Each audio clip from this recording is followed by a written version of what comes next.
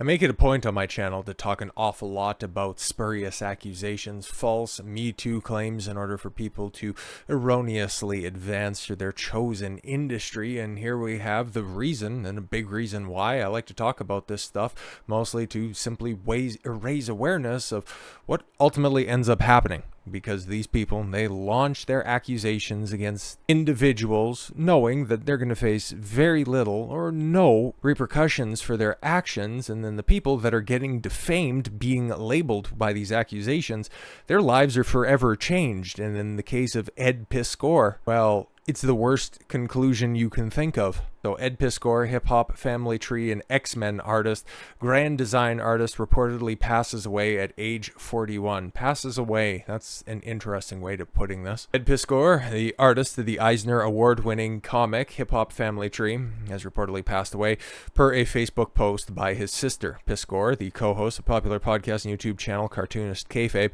had recently become embroiled in a controversy after two women accused Piskor of sexual misconduct, leading to the cancellation of the planned art exhibit in Pittsburgh showcasing his hip-hop family tree art, and Cartoonist Kayfabe co-host Jim Rugg announcing that he was ending his working relationship with Piskor.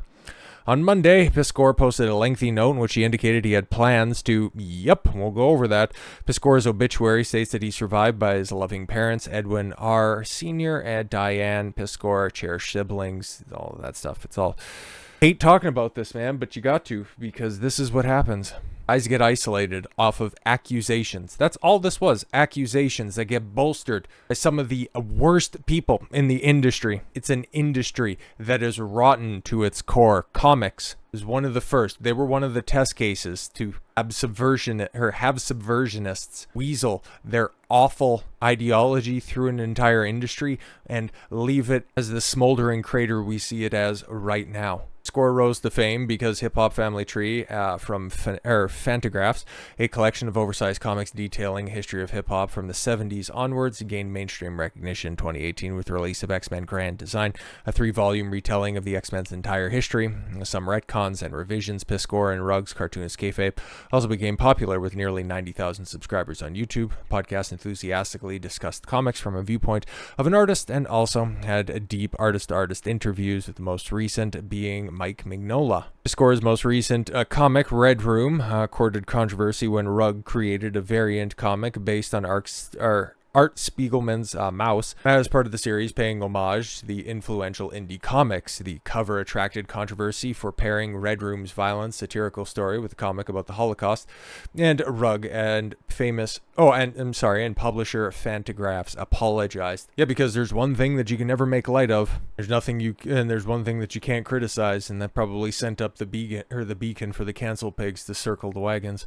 Last month, comics artist Molly Dwyer posted private messages between herself and Piskor from 2020, which Dwyer stated occurred when she was 17 years old. So, okay, so now we're just delving into the believe all women side of this stuff.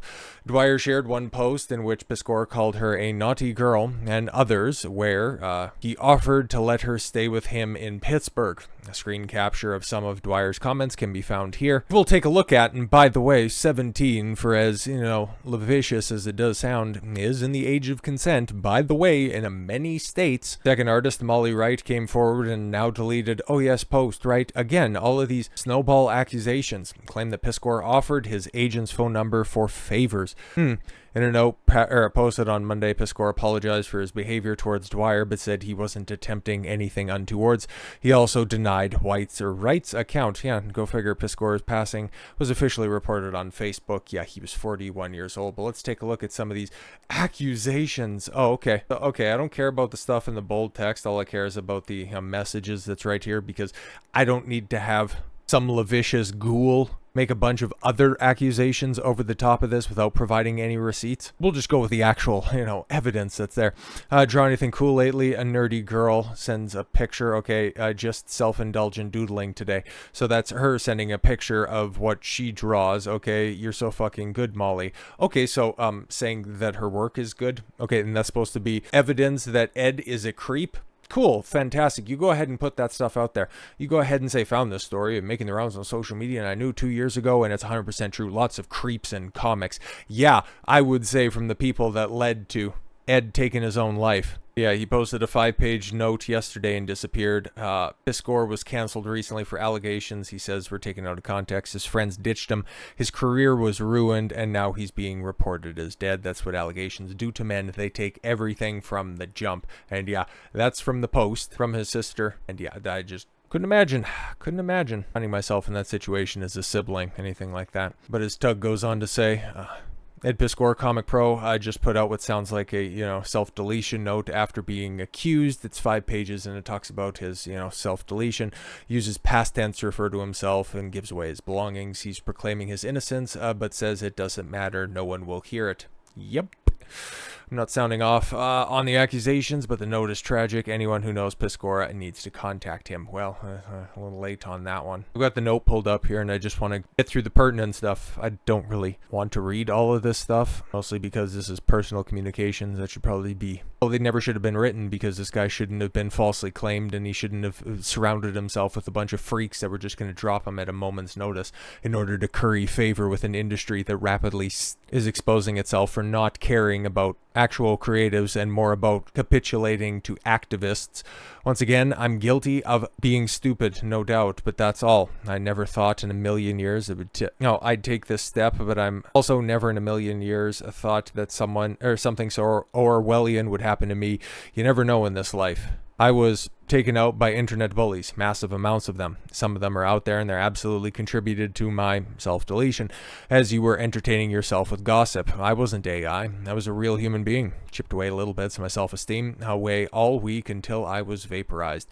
Maybe I'll be able to haunt you dorks as a ghost. I come from gypsy heritage, and I'm definitely cursing a lot of you. This was a guy who didn't see any way out. This is what happens to many guys, because the cases like this that I talk about, the false accusations over the top, at least the baseless accusations. I don't know if these were true. I don't know the guy. I've never heard of him before this story, because some of the more high-level accusations that we see, those are guys that at least have support systems. Those are guys that have the money to fight these allegations. The Andrew Tates, Johnny Depps, Trevor Bowers of the world. Then there's guys like this, guys that have a certain fame in a certain niche, or guys that are just, out there in the dating market, and then immediately the moment that something doesn't end up going somebody's way, or that they need to just go ahead and cleanse themselves of relationships past, they can just go out there and drop a spicy "I've been victimized" tweet showing absolutely zero proof, ruining somebody's life to a point where they no longer see the light of day. This is not the right path to take.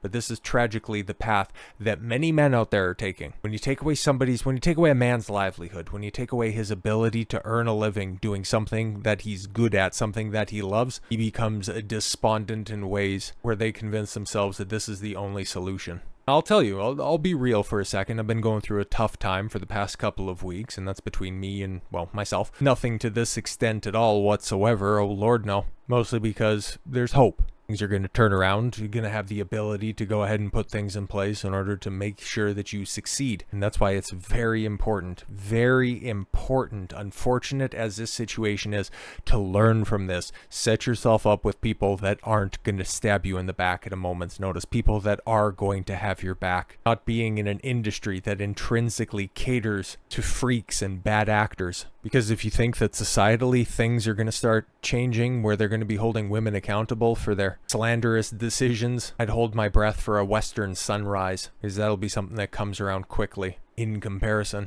My thoughts are with the Piskor family right now, even as tragic as this situation is, but please use this as a learning example. And to the people that perpetuated these lies, that you have blood on your hands, and hopefully you get held accountable so that we can finally start to put an end to this vicious cycle. So with all that said, thank you all very much for the gift of your time. I've been Don Consuelo. I want you to follow your gut and get after it. Take care, everyone.